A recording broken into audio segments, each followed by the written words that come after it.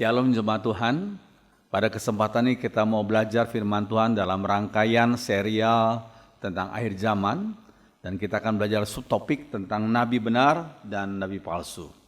Yang kita lihat dan kita akan awali dengan Ulangan 18 ayat 21 dan 22. Tapi terlebih dahulu kita akan berdoa. Biar Roh Kudus, Roh kebenaran membimbing hamba-Mu dalam menjelaskan firman Tuhan, mensensor tutur kata dan sikap hamba-Mu, dan setiap kami yang belajar, menonton dan mendengarkan, supaya kami tidak berlalu dengan sia-sia waktu ini, tapi waktu ini sungguh-sungguh dipakai Tuhan, membimbing kami dalam kebenaran firman. Berbicara kepada kami lewat lidah hamba-Mu, dalam nama Tuhan Yesus. Amin. Jemaat Tuhan, mari kita membuka ini dalam Ulangan 18 ayat 21 dan 22 dikatakan, mungkin kamu bertanya dalam hati, bagaimana kami tahu apakah pesan seorang nabi itu berasal dari Tuhan atau tidak? Kalau seorang nabi berbicara atas nama Tuhan, tapi apa yang dikatakan itu tidak terjadi, apa yang dikatakannya itu tidak terjadi, maka ramalan itu bukan dari Tuhan. Jikalau apa yang dikatakan itu tidak terjadi, maka ramalan itu nubuat itu bukan dari Tuhan. Nabi itu berbicara atas namanya sendiri dan kamu tidak usah takut kepadanya. Saya kutip dalam terjemahan sehari-hari. Tanda utama dari nabi palsu, nah ini penting. Tanda utama dari nabi palsu bukanlah mujizat. Ternyata nabi palsu juga bisa melakukan mujizat, ya. Tapi tanda utama dari nabi palsu, mereka tidak mengatakan nubuat, tapi lu buat-buat. Mereka tidak mengatakan nubuat, tapi lu buat-buat. Maksudnya mereka tidak bisa mempredik secara akurat apa yang akan terjadi kemudian hari. Kalau Tuhan itu jelas. Nabi Tuhan pun sama, sebagai spokesperson of God, juru bicaralah pasti menyampaikan apa yang akan terjadi dan apa yang dikatakan itu benar, sungguh-sungguh terjadi. Lalu sekalian, ini penting. Kemudian berikutnya, nabi dari kata naba, artinya juru bicaralah, nava, juru bicaralah. Ibrani 1:1 dikatakan, setelah pada zaman dahulu Allah berulang kali dan dalam berbagai cara berbicara kepada nenek moyang kita dengan perantaraan nabi-nabi. Jadi mereka, para nabi adalah juru bicaranya Allah. Ya. Sesuatu yang mutunya baik, pastilah banyak yang berusaha untuk memalsukannya. Sesuatu yang mahal, sesuatu yang mutunya baik, pasti banyak yang memalsukannya. Seperti contoh lihat ini, gambar ini. Ya, arloji yang terkenal, Patek Philippe. Harganya seperti itu. Dan sebagian orang menjualnya dengan harga yang jauh lebih murah. Dan pasti itu palsu. Ya, terus sekalian, para nabi Tuhan rela tinggalkan segala sesuatu untuk taat kepada panggilan Tuhan. Ya. Kunci utamanya adalah panggilan Tuhan, the calling of God. Dan demi itu mereka rela tinggalkan segala sesuatu. Ya. Oke, 1 Raja 19 dikatakan, setelah Elia pergi dari sana, ia bertemu dengan Elisa bin Safat yang sedang membajak dengan 12 pasang lembu. Sedang ia sendiri mengemudikan yang ke-12. Ketika Elia lalu dari dekatnya, ia melemparkan jubahnya kepadanya. Dalam Contemporary English Version dikatakan, Elijah left and found Elisha plowing a field with a pair of oxen. Dia melihat ya Elisa sedang membajak dengan sepasang lembu. Ya, there were 11 other men in front of him. Di depan dia ada 11 orang yang juga setiap orang mengendalikan sepasang lembu. Ya, dikatakan ini suatu hal yang penting kalau kita pahami, ternyata Elisa ini bukan orang sederhana, bukan orang miskin. Tapi dia punya ladang yang cukup luas, bahkan dibutuhkan 12 pasang lembu untuk membajak ladangnya itu. Ya, jadi ladangnya bukan kecil. Ya. Nah, kalau kita perhatikan, lalu Elisa meninggalkan lembu itu dan berlari mengikuti Elia. Katanya, biarkanlah aku mencium ayahku dan ibuku dahulu, lalu aku akan mengikuti engkau. Jawabnya kepadanya, baiklah, pulang dahulu dan ingatlah apa yang telah kuperbuat kepadamu. Lalu berbaliklah ia daripada Elia. Ia mengambil pasangan lembu itu, menyembelihnya dan memasak dagingnya dengan bajak lembu itu sebagai kayu api. Ia memberikan daging itu kepada orang-orangnya, kemudian makanlah mereka. Sesudah itu bersiaplah ia, lalu mengikuti Elia dan menjadi pelayannya. Lalu sekalian, kalau kita perhatikan bagian ini, ada beberapa hal yang penting. Ya, Elisa bukan orang sederhana. Dia punya ladang cukup luas sehingga perlu dibajak dengan 12 pasang lembu. So bisa bayangkan berapa luasnya ladangnya itu, ya. Kemudian Elisa orang rajin, dia tetap membajak walaupun sudah punya anak buah. Dia bukan nonton saja, tapi dia tetap membajak. Ya. Kemudian dia menghormati kedua orang tuanya. Sehingga dikatakan setelah Elia memanggil beliau, beliau berkata, izinkan aku pamit dulu dengan orang tuaku. Dan dikatakan dia bertekad bulat untuk taat pada panggilan Tuhan, no turning back, tidak akan kembali. Ya, kalau ini panggilan Tuhan, dia tidak akan kembali ke dunianya yang lama. Dikatakan apa? Ia menyembelih 12 pasang lembunya. Ia memakai kayu bajak sebagai kayu bakarnya. Ya, kalau dia tetap lembunya itu tetap ada, dia tahu akan dirinya, dia takut dia akan tergoda lagi untuk kembali ke dunianya yang lama, ya, ke pekerjaan yang lama. Dia tidak mau, makanya dia sembelih 12 pasang lembunya dan kayu bajaknya pun dipakai sebagai kayu bakar. Berarti no turning back, gak akan kembali lagi. Satu sikap yang luar biasa dari Elisa. Nabi palsu berkata-kata untuk menyenangkan hati yang membayarnya. Nah ini kita perlu pahami. Ya, berkata-kata sesuai dengan apa kerinduan daripada yang membayarnya. Ya. Kalau kita melihat 1 Raja 22 dikatakan, maka Zedekia bin Kenaana membuat tanduk-tanduk besi. Lalu berkata, beginilah firman Tuhan, dengan ini kau akan menanduk Aram sampai engkau menghabiskan mereka. Juga semua nabi itu bernubuat demikian, katanya, majulah ke Ramot Gilead dan kau akan beruntung. Tuhan akan menyerahkannya ke dalam tangan raja. Tapi ternyata itulah nabi-nabi palsu. Karena sang raja sudah bayar mereka bernubuat, ya, sesuai dengan permintaan yang membayarnya. Itu nabi palsu. Ya. Oke. Nabi Tuhan hanya berbicara tentang apa yang sungguh-sungguh Tuhan mau katakan. Nabi Tuhan bukan berbicara karena ada yang membayarnya, bukan. Karena Tuhan suruh dia untuk mengatakan pesan yang Tuhan mau untuk disampaikan. Ya. 1 Raja 22 dikatakan, suruhan yang pergi memanggil Mika itu berkata kepadanya, ketahuilah nabi-nabi itu sudah sepakat meramalkan yang baik bagi raja. Hendaklah engkau juga berbicara seperti salah seorang daripada mereka dan meramalkan yang baik. Jadi ini ada pesan sponsornya. Ya. Tapi Mika menjawab, demi Tuhan yang hidup, sesungguhnya apa yang akan difirmankan Tuhan padaku, itulah yang akan kukatakan. Mika tidak mau mengikuti segala perintah manusia, bahkan raja sekalipun. Dia hanya mau mengatakan apa yang Tuhan mau katakan atau suruh katakan melalui dia. Sekalian. Oke, akibatnya Nabi Tuhan harus mengalami penolakan. Bahkan penganiayaan dari manusia yang menolak Tuhan dan utusannya.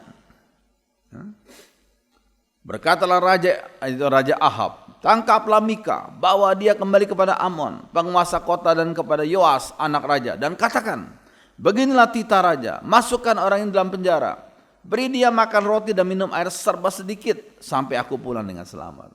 Ya, memang inilah harga yang harus dibayar oleh Nabi Mika. Ya, dia tidak mau mengikuti kemauan raja yang menentang kehendak Tuhan. Ya, akhirnya dia mengalami risiko itu. Memang life is full of the risk. Hidup ini memang banyak risiko.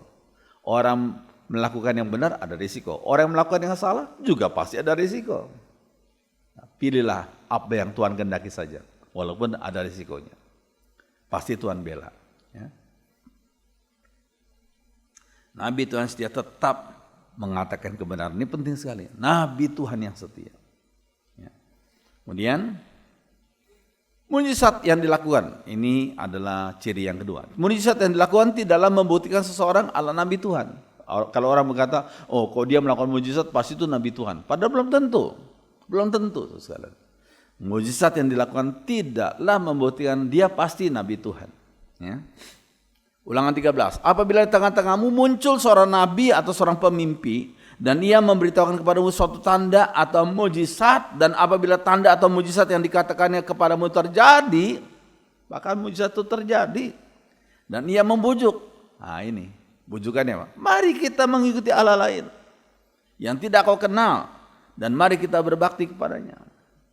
Maka janganlah engkau mendengarkan perkataan nabi atau pemimpi itu, sebab Tuhan Allahmu mencoba kamu untuk mengetahui apakah kamu sungguh-sungguh mengasihi Tuhan Allahmu dengan segenap hatimu dan dengan segenap jiwamu.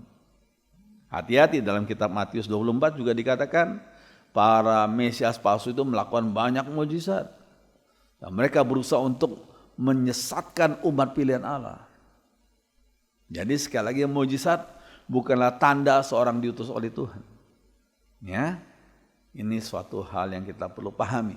Kita ingat ketika Musa dan Harun menghadap Firaun, ternyata para ahli jampi itu juga bisa mengubah tongkat mereka menjadi ular. Cuma tongkat yang dari Harun tuh yang berubah jadi ular memakan ular-ular yang dari mereka itu. Saudara sekalian, ini suatu hal yang kita perlu pahami. Oke. Nabi palsu berpenampilan mirip dengan Nabi Tuhan untuk mengelabui. Penampilannya mirip. Ya. Lihat sini. Ya. Zakaria 13. Pada waktu itu para nabi masing-masing akan mendapat malu oleh karena penglihatan sebagai nabi. Dan tidak ada lagi dari mereka yang mengenakan jubah berbulu, rough garment untuk berbohong. Apa maksudnya jubah berbulu di sini? Rough garment ini. Sekalian, karena inilah penampilan Nabi Elia pada waktu lalu. Nabi Elia kan pakainya seperti gini. Dan Nabi palsu juga berusaha menyamar seperti Nabi Elia. Tapi itu hanya penampilan luar saja. Hati-hati ya. Oke. 2 ayat 1 dikatakan, bagaimana rupa orang itu? Tanya raja, jubah dan ikat pinggangan dari kulit. Jawab mereka, oh itu Elia, kata raja. Ya. Jadi penampilan itu seringkali dipakai oleh nabi palsu juga untuk meniru sang Nabi Elia itu. Tujuan nabi palsu adalah untuk menyesatkan banyak orang. Banyak nabi palsu akan muncul dan menyesatkan banyak orang. Nah, ini kita perlu pahami Matius 24 itu ya. Nabi palsu menyampaikan dusta iblis. Karena jangan lupa iblis adalah bapa segala dusta. Demikian juga dengan para nabi-nabinya. Mereka berdusta. Ya. Iblis menjadi bapamu dan kamu ingin melakukan keinginan bapamu. Ialah pembunuh manusia sejak semula dan ia tidak hidup dalam kebenaran. Sebab dalam dia tidak ada kebenaran. Apabila ia berkata dusta, ia berkata kehendaknya sendiri. Sebab ia adalah pendusta dan bapa segala dusta. Ini Tuhan Yesus sudah katakan demikian. Ya, para nabi palsu juga ya berdusta karena mereka adalah nabi-nabi palsu mengikuti akan iblis itu. Ya. Nah berikutnya, nabi palsu berkarakter immoral, nggak bermoral. Ya. Waspadalah terhadap nabi-nabi palsu yang datang kepadamu dengan menyamar seperti domba, tapi sesungguhnya mereka adalah serigala yang buas. Nah ini penting. Dari buahnya lah, dari perbuatannya. Kamu akan mengenal mereka. Dari buahnya, perbuatannya. Dapatkah orang memetik buah anggur dari semak duri atau buah ara dari rumput duri? Sekali lagi dari buahnya, dari perbuatannya. Ya, kalau kita perhatikan ada sebagian orang yang disebut dengan teleevangelis, skandal. Skandal teleevangelis ya. Mereka khotbah di TV ya. Tapi mereka memamerkan kekayaan mereka. Ada yang punya mobil Lux luar biasa, ada yang punya pesawat pribadi, bayangkan. Pesawat pribadi. Ya. Ini kita perlu hati-hati, ya. Jadi mereka menyalahgunakan posisi mereka untuk kekayaan mereka pribadi. Ya. Pamer kekayaan. Mereka katakan, kita nih anak raja, kita harus hidup. Gak ada yang miskin. Semua harus kaya. Sebab Tuhan kita raja. Biasanya mereka begitu katakan. Ya. Hati-hati dengan pengajaran seperti itu. Ya.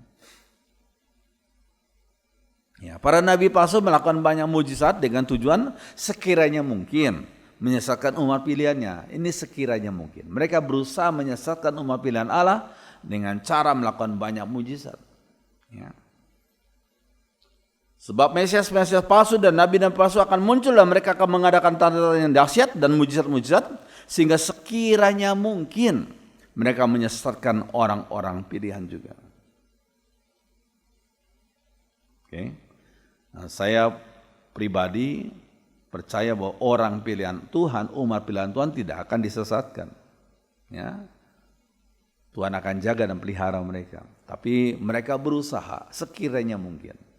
Ya. Oke. Ciri-ciri lain dari nabi palsu.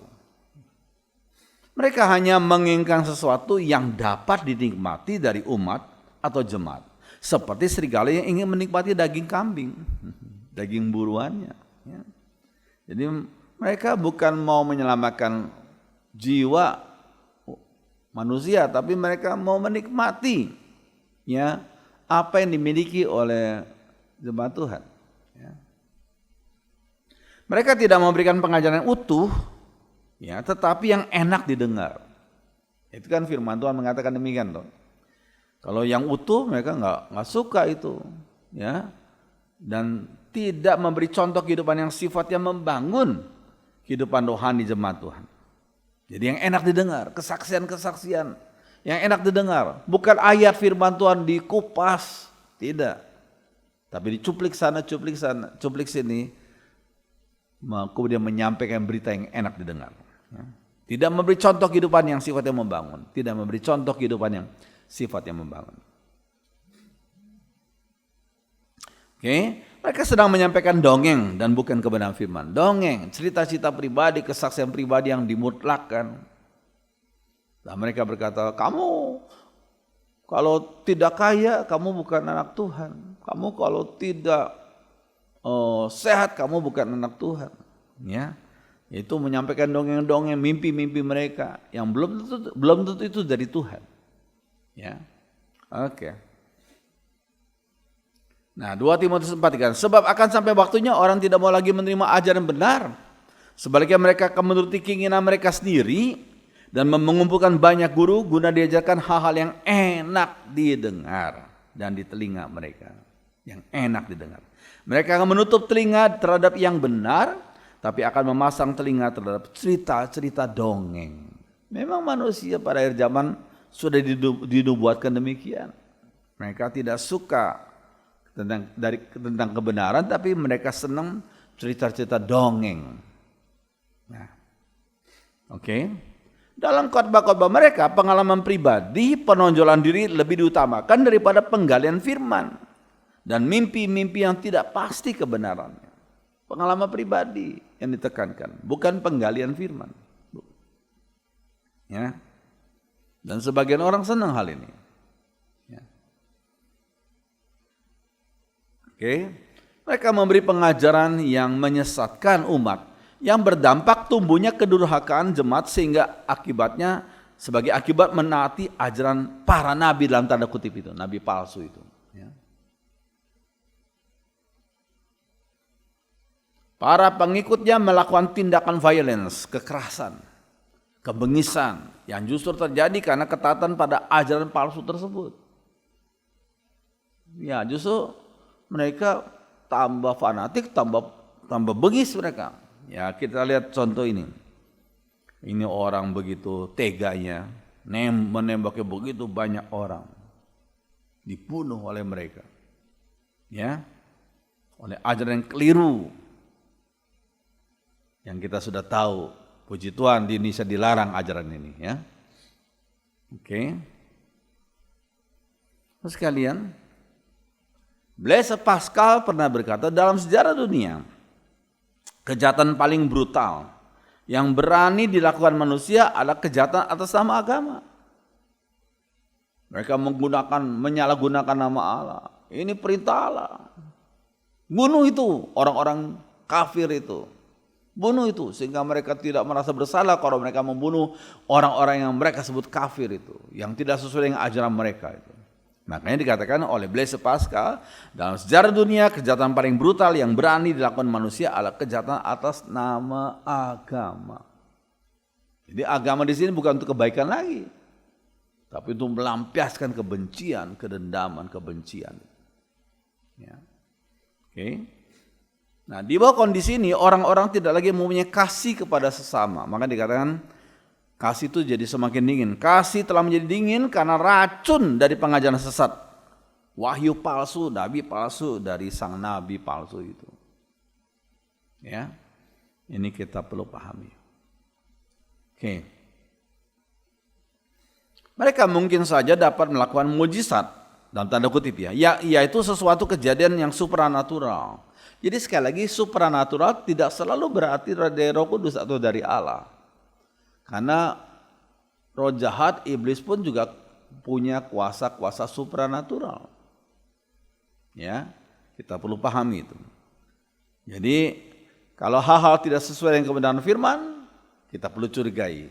Tidak ada ayat-ayat mendukungnya, kita perlu curigai. Ya. Mujizat palsu inilah yang dalam taraf tertentu membuat umat atau jemaat menyangka bahwa mereka adalah nabi Tuhan sehingga diikuti. Ya, dalam taraf tertentu.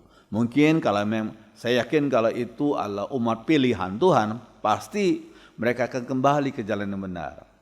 Ya, mungkin pada tahun-tahun pertama mereka begitu terkesima, begitu terkagum-kagum, tapi akhirnya mereka sadar ini enggak benar. Dan mereka kembali kepada ajaran yang benar. Itu kalau bagi umat pilihan Tuhan. Karena Tuhan dengan Roh Kudus menjaga mereka. Ya. Oke. Mereka menyangkali atau tidak mengakui kepenebusan oleh karya Yesus Kristus. Nggak mengakui itu. Ya. Oke, mereka hidup dalam hawa nafsu. Contohnya siapa ini? Nah ini. Orang ini sampai punya istri 40 lebih. Kalau tidak salah 47. Bayangkan. Ya. Punya istri 47. Mereka memberikan pengajaran sesat. Dan oleh pengajaran sesatnya jemaat akan menghujat, menghina jalan kebenaran. Siapa yang punya istri 47 ya? Joseph Smith itu. Pendiri Mormonisme itu. Ya. Oke. Didache, dalam Didache, yaitu kitab tuntunan dari murid-muridnya para rasul Yesus, ya.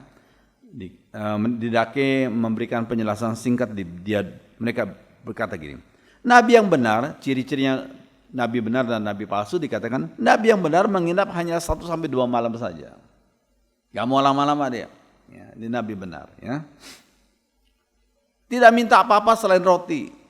Gak punya sifat materialistis. Ya. Karakter mereka juga benar. Ya. Kalau karakter mereka keliru, ya kita perlu pertanyakan, ini nabi benar atau nabi palsu. Ya. Kemudian mengajar hanya kebenaran firman, bukan mimpi-mimpi, bukan hal-hal yang lain, hanya kebenaran firman. Oke, saudara sekalian. Nah, kapankah akhir zaman dimulai? Seperti saya sudah sebutkan dalam ceramah saya sebelumnya, saudara sekalian. Ibrani 1 ayat 1, setelah pada zaman dahulu Allah berulang kali dan dalam berbagai cara berbicara kepada nenek moyang kita dengan perantara nabi-nabi, maka pada zaman akhir ini 2000 tahun yang lalu, Ia telah berbicara kepada kita dengan perantara anaknya yang telah Ia tetapkan sebagai yang berhak menerima segala yang ada. Oleh Dia Allah telah menjadikan alam semesta. Jadi zaman akhir bukan nanti. Zaman akhir bukan bukan dimulai sekarang ini, enggak. 2000 tahun yang lalu ketika Allah memakai anaknya itu Sang Firman yang jadi manusia untuk menyampaikan kehendaknya, untuk berbicara kepada manusia. Jadi zaman akhir sudah dimulai sejak inkarnasinya Sang Firman menjadi manusia, yaitu sejak Yesus lahir di dunia ini. Ya, kedatangan Yesus kedua kali itu yang disebut kiamat itu adalah klimaks dari akhir zaman itu, klimaksnya. Ya. Oke. Nah, tidak ada seorang manusia pun yang bisa tahu kapan Yesus datang kedua kali, nggak ada. Ya. Matius 24 dikatakan, tetapi tentang hari dan saat itu tidak seorang pun yang tahu. Malaikat di surga tidak, anak pun tidak, hanya Bapa sendiri. Maksudnya apa ini? Apakah Sang Firman itu tidak punya sifat maha tahu? Dikatakan hanya Bapa yang tahu kapan Yesus datang kedua kali. Jangan lupa, di sini ada kata anak. Anak pun tidak, hanya Bapa yang tahu. Kata anak di sini selalu berkata dengan inkarnasi Sang Firman jadi manusia yang sengaja membatasi dirinya. Nah, ini penting, kita perlu pahami. Kata anak selalu berkata dengan inkarnasi Sang Firman menjadi manusia yang sengaja membatasi dirinya. Nah, Filipi 2 ayat 6-7. Yang walaupun dalam rupa Allah tidak menganggap kesetaraan dengan Allah itu sebagai milik yang harus dipertahankan, melainkan telah mengosongkan dirinya sendiri dan mengambil rupa seorang hamba dan menjadi sama dengan manusia. Jadi pada waktu Sang Firman menjadi manusia, beliau rela mengosongkan dirinya, maksudnya membatasi dirinya, termasuk membatasi pengetahuannya. Ya, ketika Sang Firman menjelma jadi manusia dalam diri Yesus, ya, dia sengaja membatasi dirinya, dia disebut mengosongkan dirinya. Tapi kalau dikaitkan dengan Sang Firman secara kekal, oh pasti tahu. Karena Sang Firman, Sang Bapa, Sang Roh Kudus adalah Tritunggal yang sama-sama punya pengetahuan yang tidak terbatas. Tapi ketika Sang Firman menjelma jadi manusia, beliau sengaja mengosongkan dirinya, membatasi dirinya. Maka dikatakan anak pun, itu Sang Firman yang menjelma jadi manusia itu, berinkarnasi itu, nggak tahu kapan Yesus datang kedua kali, hanya Bapa yang tahu. Kita perlu pahami ini, ya. Oke. William Miller menjadi pelopor aliran Adventisme, ya, dengan ramalan sebagai tentang kedatangan Yesus yang kedua kali. Dia bilang akan terjadi pada tahun 1843 dikatakan. Ini kita belajar sejarah, ya. Kata William Miller, Yesus akan datang kembali tahun 1843. Ya. Dasar perhitungan Miller adalah spekulasi angka yang tercantum dalam Daniel 8 ayat 14 mengenai pemulihan tempat kudus setelah 2300 petang dan pagi. Jadi rupanya kelompok-kelompok ini paling senang menyoroti ayat-ayat yang sulit ditafsirkan gitu loh. Ya. Mereka coba berusaha menafsirkan, cuma akhirnya keliru gitu. Ya. Nah, dari sini disimpulkannya bahwa akhir zaman akan terjadi setelah 2300 tahun. Jadi Daniel 24-7 disimpulkan bahwa 70 minggu 450 tahun berakhir pada tahun 457 sebelum Masehi pada saat Ezra membangun kembali Bait Allah. Dengan demikian Yesus diramalkan akan datang kembali pada 2300 kurang 475 yaitu tahun 1843 kata Miller. Karena tidak terjadi apa-apa, Yesus nggak datang juga. Nubuatan itu digeser menjadi tanggal 22 Oktober 1844. Wah, digeser lagi. Ya. Karena pada tanggal itu juga tidak terjadi apa-apa. Hari itu dicemooh mass media sebagai hari kekecewaan agung. Malu sekali ya, Miller itu. Ya memang keliru dia. Ya. Oke. Charles Taze Russell membantu kelompok Bible students, pelajar-pelajar Alkitab, ya. Ia terpengaruh nubuatan akhir zaman William Miller tadi, ya. Namun ia tidak menerima tahun yang dinubuatkan itu 1843 atau 1844. Tapi melakukan perhitungan sendiri dan menghasilkan kesimpulan bahwa Yesus akan datang kembali dalam roh pada tahun 1874. Dia berkata Yesus akan datang kembali tahun 1874 tapi dalam roh, bukan dalam bentuk fisik. Ya. Setelah masa persiapan 40 tahun, akhir zaman terjadi pada tahun 1914 dikatakan. Ya. 1874 plus 40 tahun, jadi 1914 dikatakan. Ya. Oke. Tahun 1914 tidak terjadi apa-apa. Dan ia meninggal di tahun 1916 dengan rasa kecewa. Kecewa berat karena nubuatan tidak terjadi. Ya, Russell meninggal di kereta. Ya. Nah, ini penguburan Russell. Oke. Nah, nubuatan yang diubah-ubah. Ya, lu buat ya, bukan nubuatan sungguhan dari yang disampaikan oleh para nabi Allah itu. Ya. Joseph Franklin Rutherford, pengganti Russell, tetap percaya bahwa kedatangan Yesus sebagai raja sudah dekat. Yang menubuatkan bahwa Yesus akan datang pada tahun 1925. Yang menulis brosur Millions Now Living Will Never Die dan mengkhotbahkan dengan berapi-api. Waduh. Orasinya dia seorang orator yang baik, yang berapi-api. Coba saya yang ajarannya keliru. Ya. Ia menyebutkan pada tahun itu Abraham, Ishak dan Yakub akan dibangkitkan dalam kesempurnaannya untuk memerintah di bumi. Ya.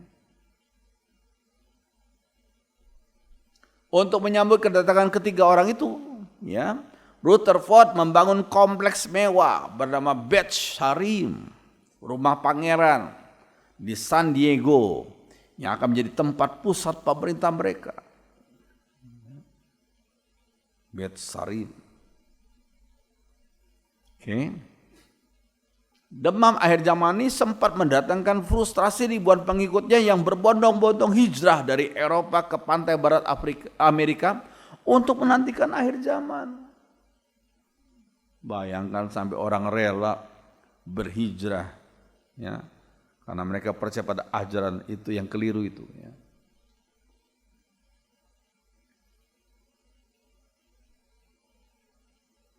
Ini menjadi masalah sosial pelik bagi pemerintah Amerika Serikat pada saat itu, sedang menghadapi masa frustrasi ketika kiamat tetap tidak datang. Apalagi pada tahun 1930 terjadi depresi ekonomi atau sosial yang besar. Memang ajaran-ajaran tentang akhir zaman ini sangat laris pada saat masa-masa krisis itu. Karena mereka susah hidup di dunia. Udah cepat-cepat Yesus datanglah. Kita akan, umatnya akan terbang di awan-awan, begitu ya.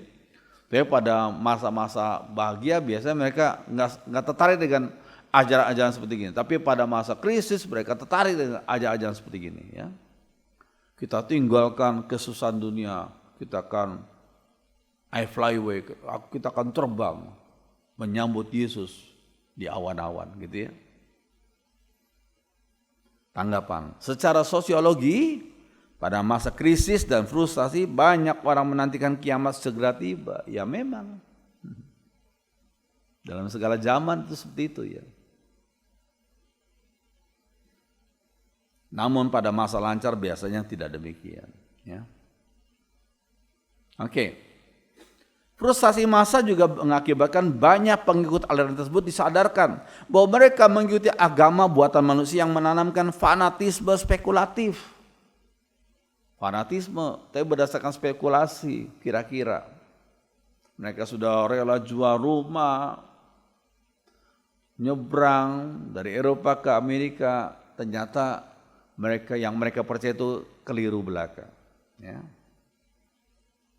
Mereka kemudian meninggalkan organisasi teokrasi yang otokratis itu, namun masih banyak juga yang tetap fanatik mempercayai kedatangan Yesus sebagai raja hanya menunggu waktu saja.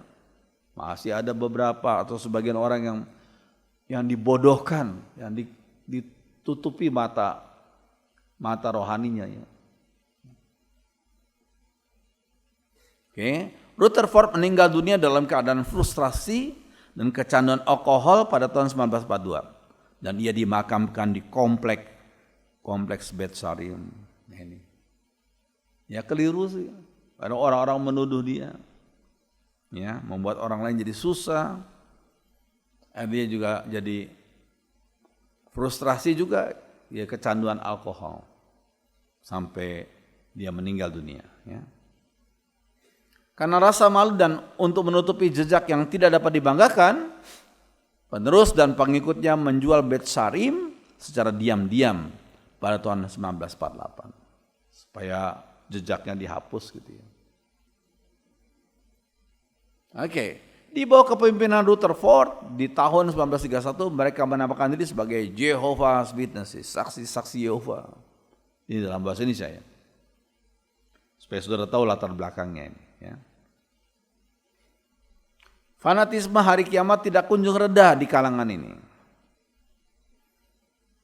Oke.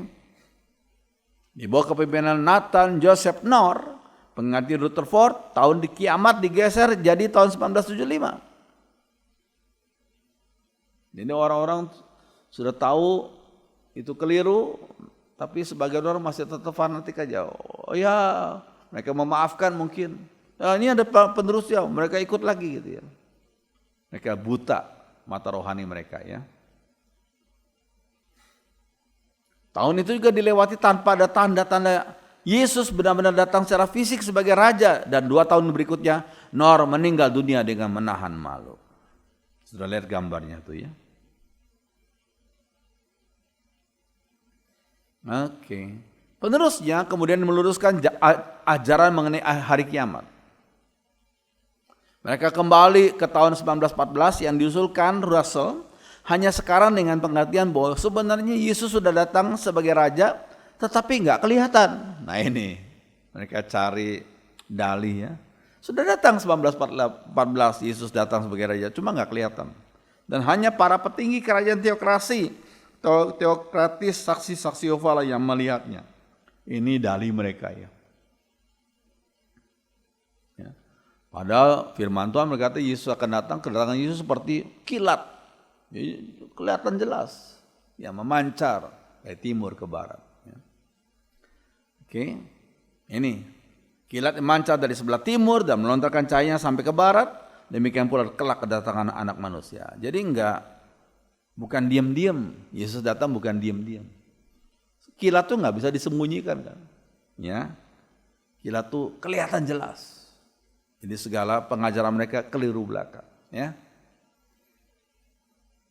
Oke, tidak terpenuhnya nubuatan kiamat dari para nabi dan tanda kutip yang selalu salah itu tidak menyadarkan mereka melainkan terus-menerus menubuatkan tahun yang baru dengan penafsiran baru.